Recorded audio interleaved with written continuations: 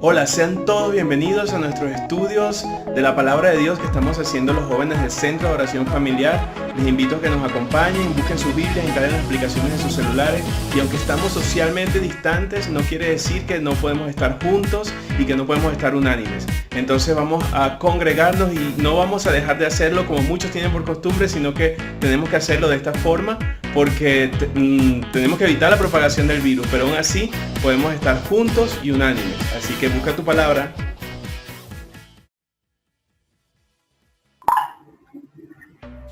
Bueno, bienvenidos a la reunión de jóvenes del Centro de Oración Familiar. Como ya saben, estamos estudiando el libro de los Hechos, entonces tenemos el tiempo un poco limitado por esta vía, así que vamos a buscar en Hechos capítulo 3. Y bueno, voy a hacer la introducción a la persona que nos va a acompañar hoy con la palabra. Y para todos ustedes, para todo el mundo, directamente desde Washington City, las Torres del Parque, llega para ustedes Sara Pinzón. Hola chicos, ¿cómo están? Espero estén muy bien. Me alegra mucho verlos. Creo que hace algún tiempo no compartía con ustedes.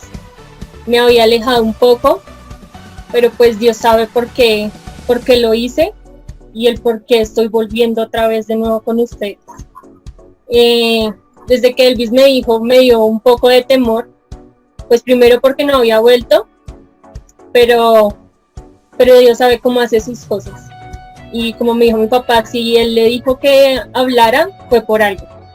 Entonces yo, ok, está bien. Entonces quiero que vayamos a Hechos 3, voy a estudiar del versículo 11 al 26. Quiero que tengan Biblias todos, porque tengo demasiados versículos aparte de Hechos, entonces para que todos estemos hablando y estemos ahí interactuando. ¿Listo? Hechos, vamos a empezar desde el 11. Dice, sin separarse de Pedro ni de Juan, el hombre siguió caminando. La gente corrió asombrada tras ellos hasta la otra entrada, conocida como el portón de Salomón, y lo rodeó. Luego de su milagrosa curación, el cojo o el paralítico camina, salta, entra al templo con Juan y Pedro, no se separa de ellos. Y por supuesto llama la atención de todos los que lo conocían hace años, que estaban acostumbrados a verlo sentado en los umbrales de la puerta hermosa pidiendo limosna. Esto lo podemos ver en Hechos 3:10. Es el mismo donde Jesús se paseó en el último invierno antes de su pasión. Eso lo podemos ver en Juan 10:23. Y desde donde dijo cosas que provocaron en algunos de sus oyentes deseo de aprender. En el verso 13 dice, al ver eso, Pedro les dijo, amigos israelitas, ¿qué les sorprende? ¿Por qué nos miran así? ¿Acaso creen que nosotros sanamos a este hombre con nuestro propio poder? Pedro se da cuenta de que es indispensable explicar a la gente lo que ha sucedido y aprovechar la ocasión para hablarles de Jesús con un lenguaje que puedan comprender, como lo hizo en la mañana de Pentecostés. Los argumentos más poderosos de la Escritura en el propio testimonio. Muchas veces el Señor nos pone señales en el camino que no vemos. Cuánto bien nos hacen los profetas que Dios pone en nuestro alrededor, personas que comparten nuestra fe, que conocen nuestra historia y que con la ayuda del Espíritu Santo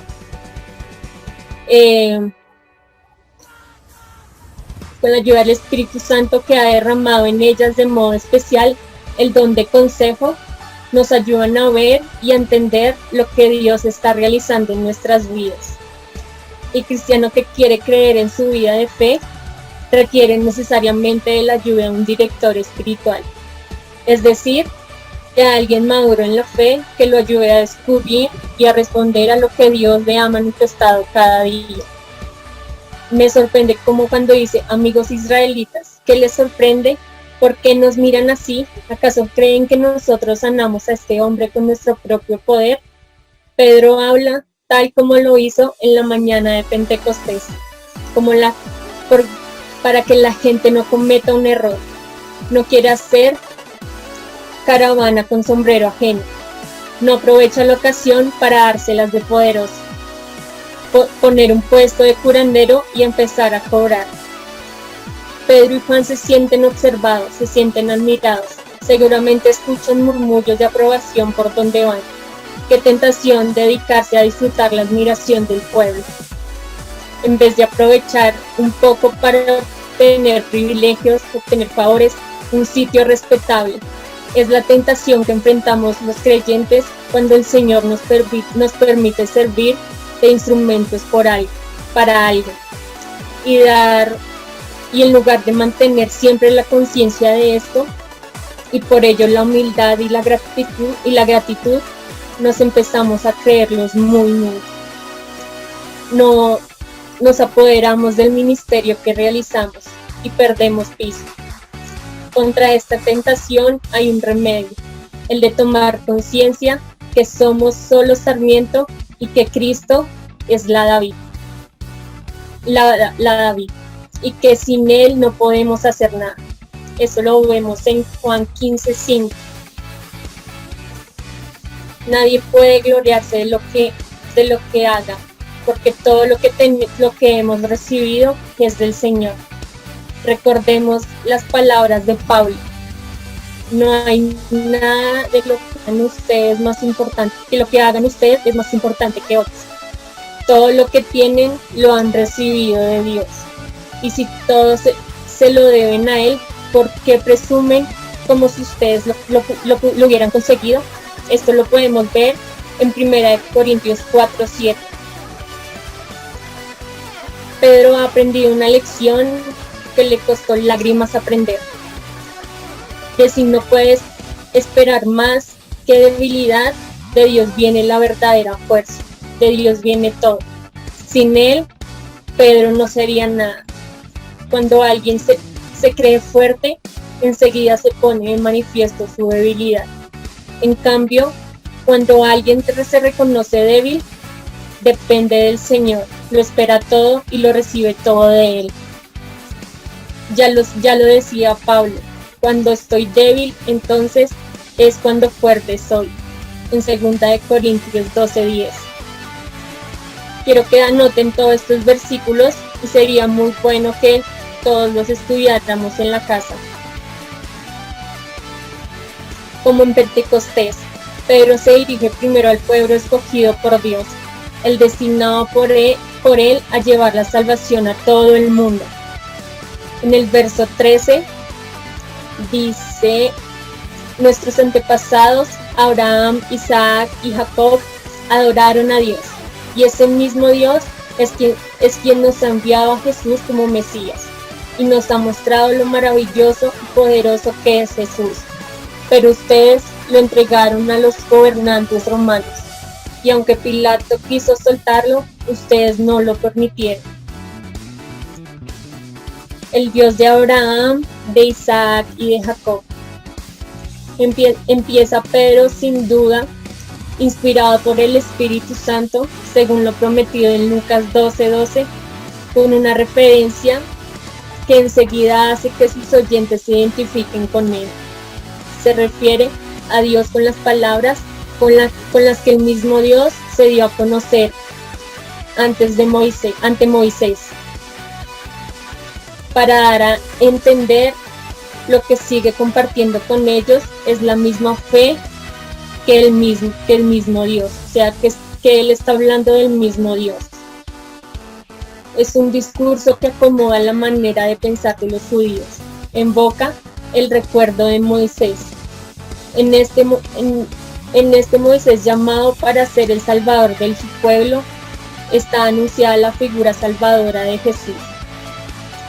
Pedro ha aprendido de Jesús a ponerse en el lugar de sus oyentes, a buscar un lenguaje común, hablarles con palabras que ellos puedan entender, con las que se identifican. Muchas veces fallamos en nuestro intento de hablar a otros porque pretendemos hacerlos venir a nosotros, acomodándose a lo que nosotros decimos, a subir a nuestra propia altura, y con ello solo logramos aburrirlos, cansarlos. Ha glorificado a su siervo Jesús, hace referencia al llamado cántico del siervo del profeta Isaías. El verso 14, Jesús solo obedecía a Dios. Siempre hacía lo bueno, pero ustedes lo rechazaron y le pidieron a Pilato que dejara libre a un asesino. ¿Pensaba Pedro en su propia negación? Sin duda, en aquel momento tenía conciencia de su culpa. Habla como uno de ellos. El sentirse unido a su pueblo y el tener conciencia de su propio fallo le otorga el derecho de hablar tan abiertamente. Nunca es tan efectivo lo que decimos como cuando nos identificamos con lo que está viviendo la persona a la que nos dirigimos, porque lo hemos vivido también. Pero se siente y lo aprovecha. Toca una fibra sensible que a él seguramente todavía le duele. Y en el dolor y la vergüenza, que sin duda han de haber ensombrecido su mirada, muchos se ven reflejados. El verso 15. Fue así como mataron a Jesús, el único que podía darles vida eterna, pero Dios ha hecho que Jesús resucite, y de eso nosotros somos testigos. Así fue como mataron a Jesús, el único que podía darles vida eterna. Con la extraordinaria valentía que habló también en la mañana de Pentecostés, Pedro no teme decirle las cosas por su nombre. Luego de hacerles ver, amparo por la escritura, que Jesús es el Mesías que guardaban, les da una tremenda estocada. Lo mataron, el jefe que daba la vida, aquel que era el autor de la vida, es decir, el que da la verdadera vida, que es la vida eterna. De nuevo, en el centro del discurso está el anciano que Jesús resucitó, y de que Pedro y los demás discípulos están dispuestos a dar públicamente testimonio de él. Pedro tenía que hablar de la resurrección de Jesús, porque esta no solo es el testimonio de Dios a favor de su siervo, no solo es la glorificación del autor de la vida, sino el verdadero fundamento de la curación milagrosa del paralítico. Nosotros confiamos en el poder de Jesús, y como todos ustedes vieron, esa confianza es la que ha sanado completamente a este hombre. Creo que Pedro y Juan le transmitieron esa confianza, le transmitieron esa fe a este hombre para que él pudiera tener esa misma fe, para que Dios lo pudiera sanar. La curación es el efecto trabajo humano, sino que ha sido obrada por aquel quien Dios ha glorificado. Según la de los antiguos, en el nombre está presente en cierta manera espiritual y personalmente la esencia y la fuerza de un hombre y de una divinidad. Si Pedro cura a un paralítico en el nombre de Jesús, esto viene a demostrar que Jesús posee la fuerza aún después de su muerte, y en estos términos, que vive y manda. Aquí también está implícita la fe que Jesús da como don suyo. Jesús pide que tengan fe. Recordemos la escena que le avisaron a Jairo, el jefe de la sinagoga, que su hijita murió. Jesús le dice: no temas, solamente ten fe. en Lucas 8:50, y de la fe, quien tiene el corazón abierto para recibirla. Alguna vez los discípulos le pidieron, aumentanos la fe. Solo podemos ver en Lucas 17:5. En otra ocasión, el padre de un muchacho le pidió ayuda en mi poca fe. Esto lo podemos ver en Marcos 9:24. En este caso, la mirada, la palabra, la mano firme de Pedro seguramente le transmitieron al paralítico su fe en Jesucristo, y esta fe le devolvió la salud.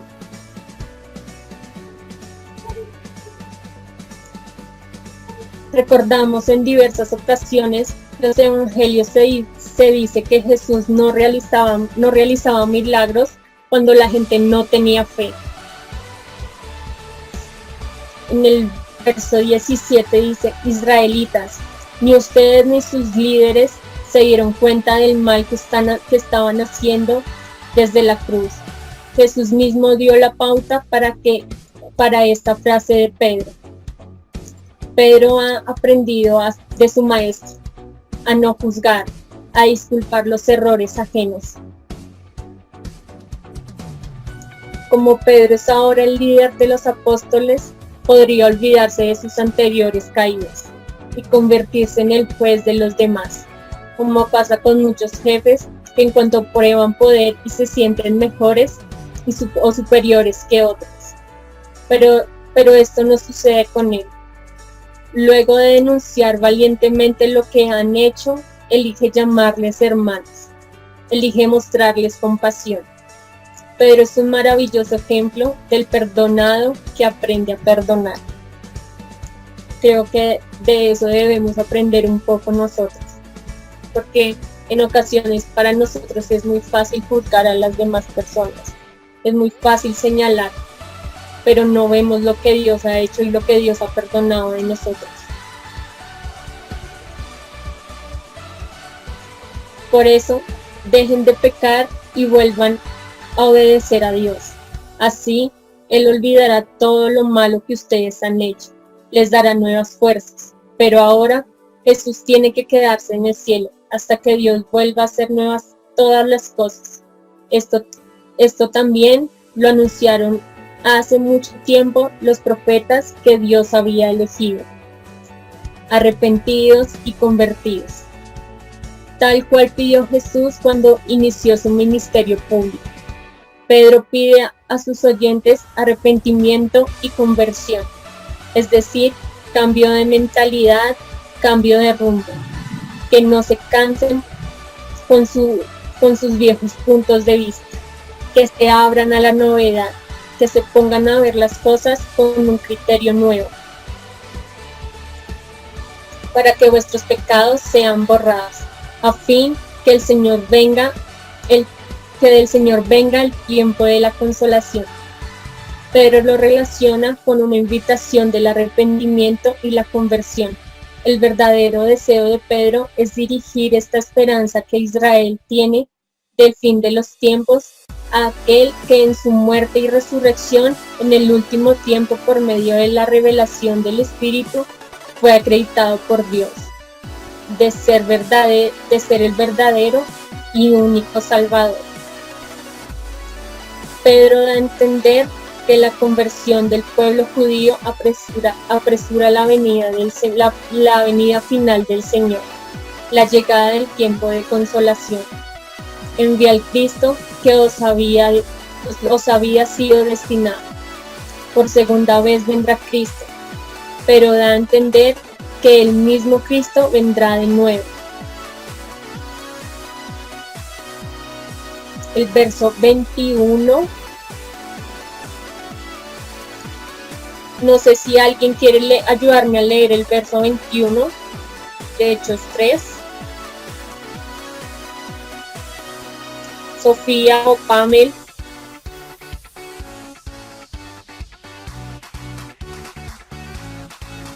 El 21 dice: a quien de cierto es necesario que el cielo reciba hasta los tiempos de la restauración de todas las cosas, de que habló Dios por boca de sus santos profetas que han sido desde tiempos antiguos. En su discurso anterior, Pedro dejó claro que Jesús está a la derecha de Dios. Ahora menciona que permanecerá ahí hasta el fin de los tiempos de la restauración universal. El concepto de restauración universal les será muy familiar a los judíos. San Pablo recibe en una de sus cartas que la creación entera aguarda el momento de ser liberada de la servidumbre de la corrupción y gime como con dolor de parto, aguardando el momento de la redención. Solo podemos ver en Romanos 8, 19, 21 y 22.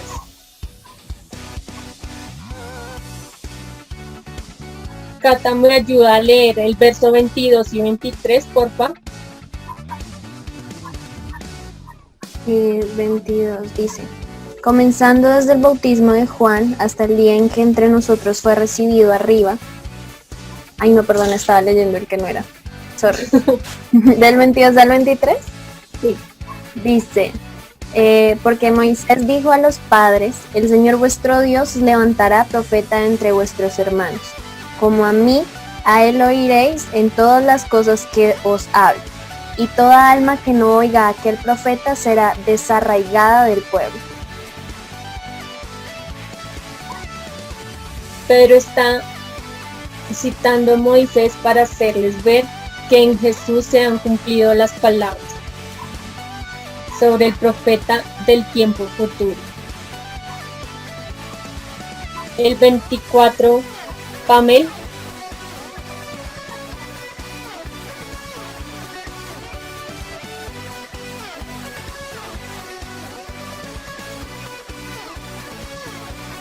Pamela o Carla, cualquiera de las dos. El verso 24.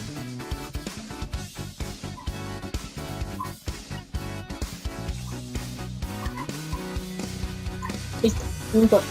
También Samuel y todos los demás profetas anunciaron las cosas que están pasando ahora. Pedro afirma que no solo Moisés, sino todos los profetas anunciaron a Jesús. Sus palabras deben haber creado un caos en la mente de muchos de sus oyentes, obligándolos a replantearse lo que creían creían saber respecto a la escritura y a la interpretación que siempre le habían dado. Tienen que darse cuenta que nada menos que Jesús está avalado por todo el Antiguo Testamento. Creo que todas las personas tenían un concepto errado y él estaba tratando como de aclararles las cosas. El verso 25, Tony. Por aquí veo a Tony.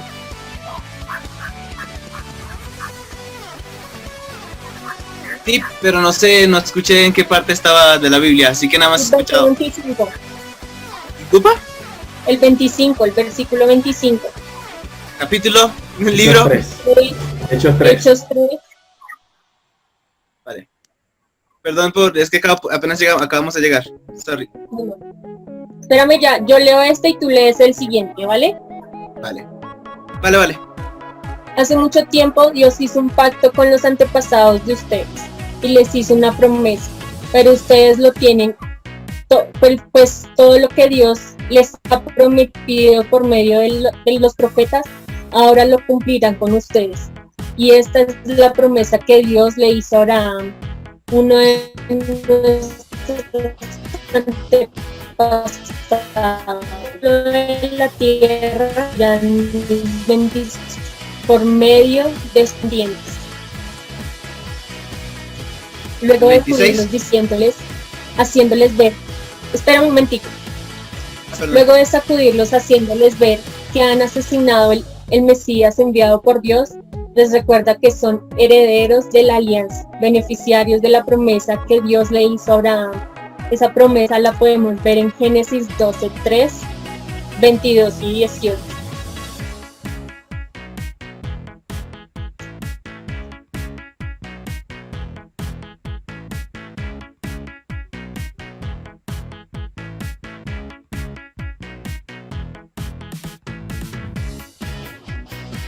de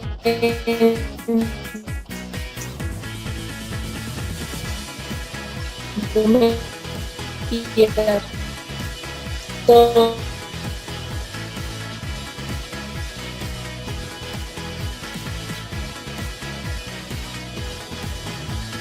Creo que perdimos el audio. No sé si ustedes confirman ahí. ¿Sí? Se escucha como robot. Ah, ok, ya. Pero, ¿Salió? Sara, ¿sí nos puedes oír? Yo- ¿Sí nos oyes? Creo que Sara se está conectando otra vez. Tuvo un problema de conexión. A mí se me acaba ¿Cómo? de desconectar. Un momento. ¿Se desconectó nada. también? Mi primo Escuchaba todo. Estaba a su hijo. leyendo. Es que yo entré tarde y no sé cuáles estaba leyendo Sara. Hechos 3, con Hechos 3, el versículo 26. Gracias. Léelo, por favor.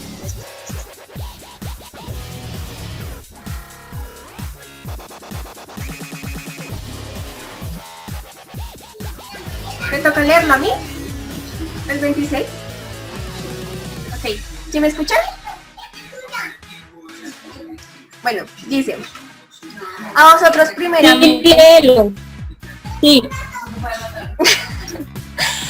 A nosotros primeramente, Dios habiendo levantado a su Hijo, lo envió para que os bendijese al fin de que cada uno se convirtiera, que cada uno se convierta de su maldad. ¿Lo vuelvo a leer? ¿listo? ¿Lo vuelvo a leer? No, espérame, yo leo esta versión.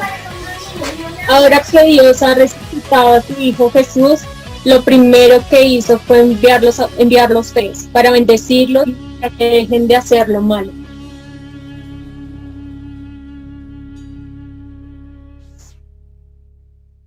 Se hace referencia a la vocación de Israel en la historia de la salvación, pero también expresa que la oferta de la salvación no solamente va dirigida a Israel.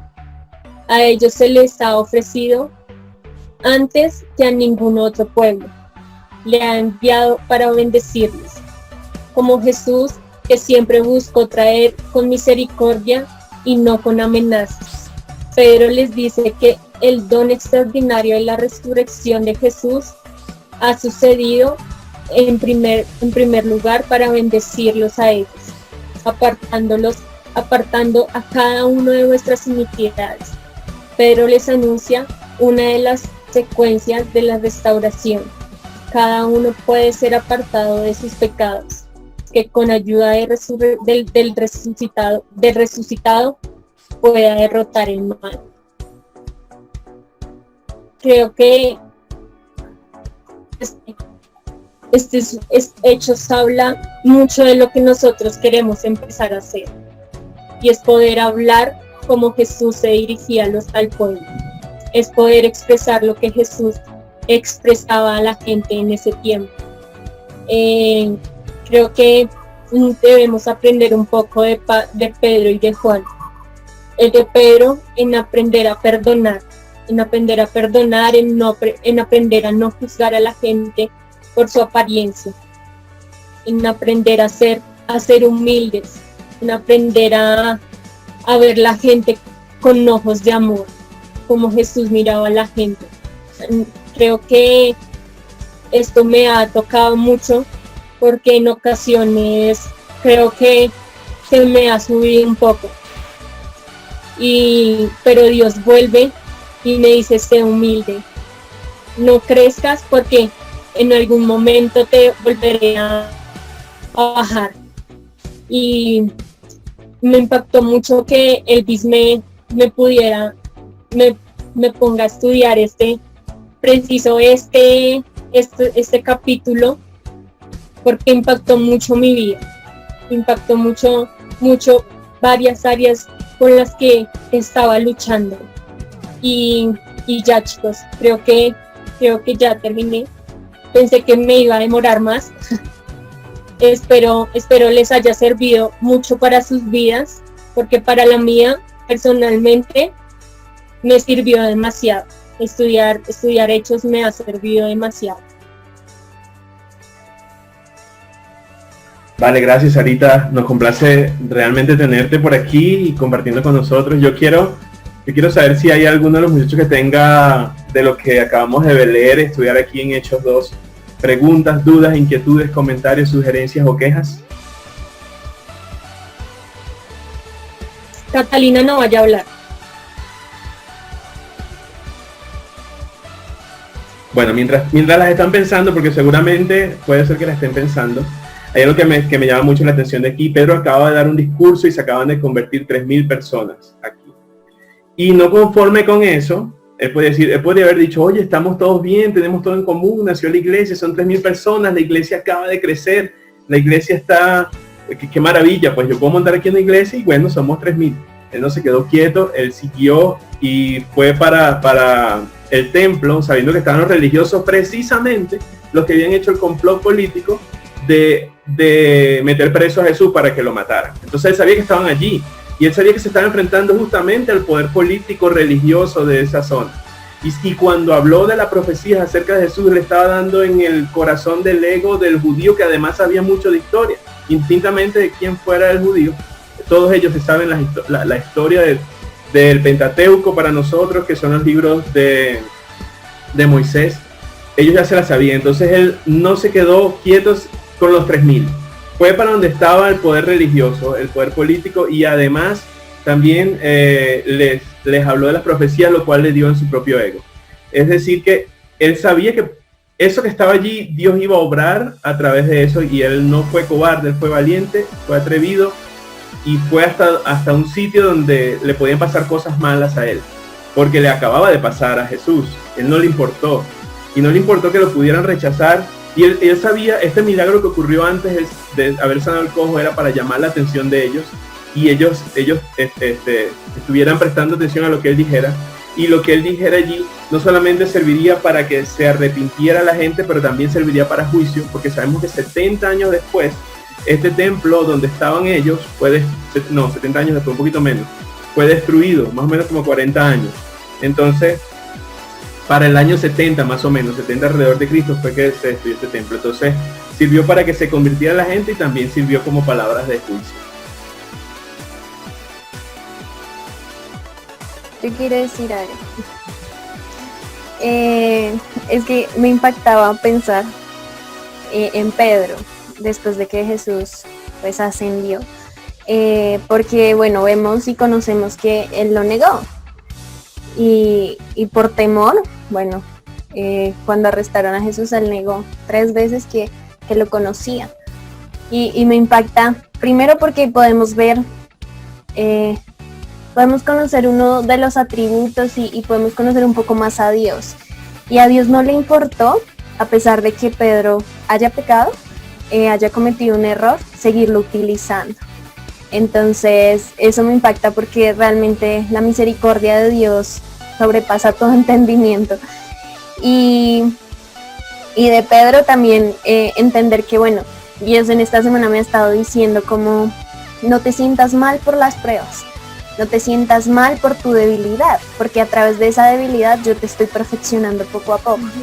Entonces me impacta ver mucho a Pedro como ejemplo, porque siento que bueno, Dios una vez más me dice, mira Pedro, que a pesar de que se equivocó, eso fue un aprendizaje para él, y aunque en la prueba lloró amargamente, porque él lo hizo, al saber que había negado a Jesús, o sea, lo vemos acá ya dando discursos y hablando como si fuera otra persona totalmente diferente. Entonces ver que esa prueba para él fue totalmente un aprendizaje, que fue directamente él y Dios, donde Dios trató muchas cosas de él.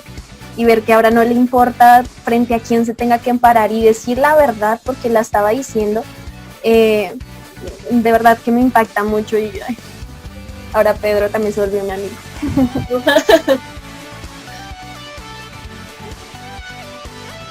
Bueno muchachos, nos queda muy poquito tiempo, parece que queda menos de 1 minuto, pero estoy agradecido por haberlos visto hoy, gracias a Dios por ustedes también. Yo espero que estas palabras sirvan para que nuestras vidas también sean catalizadores del reino de los cielos en esta tierra y pueda ser extendido a todo el mundo y podamos llevar la palabra del Señor cuando esta cuarentena se acabe o aún durante la cuarentena. Entonces, bueno, saludos a todos, los quiero, un abrazo, un beso para todos, espero verlos pronto. Chao. Dios los bendiga. Chao.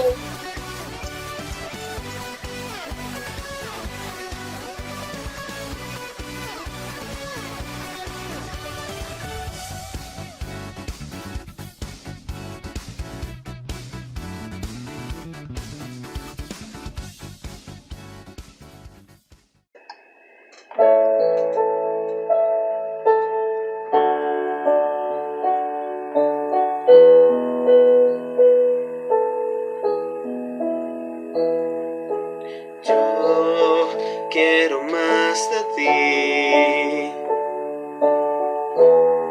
y habitar en tu presencia, menguar para que crezcas tú y cada día seré más como tú. Yo quiero más de ti y habitar en tu presencia, menguar para que crezcas tú y cada día seré más como tú.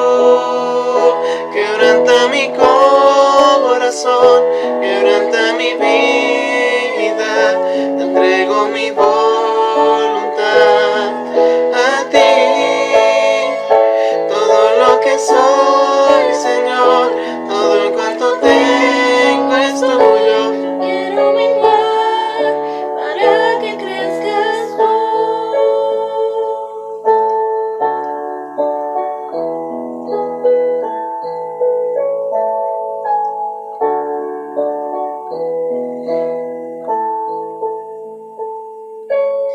Yo quiero más de ti y habitar en tu presencia, menguar para que crezcas tú y cada día seré más como tú. Yo quiero más de ti